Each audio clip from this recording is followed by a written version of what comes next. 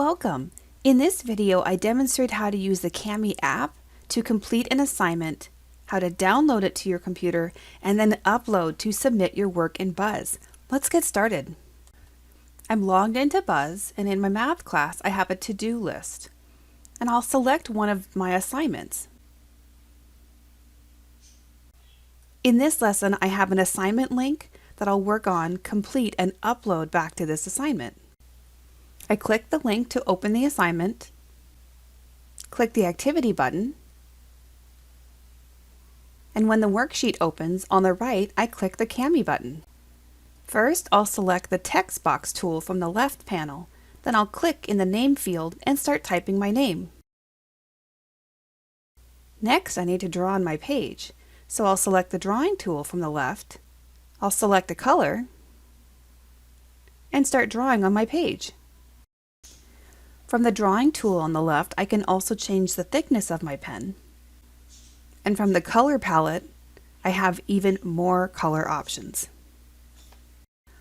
As I scroll down, I can use the drawing tool to answer a problem, but I can also use the text box tool. When I click, it'll give me a text box where I can type my answer. If you're drawing on the page and you need to erase it, select the eraser tool to erase your ink. I want some help reading the directions, so I'll use the text-to-speech tool and click so the page will read the text aloud to me. It even highlights the words as it's reading. Let's pretend I finished my assignment. Next, I'll select the download button from the upper right to download to my computer with all the annotations. But I'll remove Kami export from the file name and add my first name. Then I select Begin Export. It will download my assignment to my computer. On my computer in the lower left, once it's done downloading, I can select Open File to see my work. Again, let's pretend that I've completed my assignment.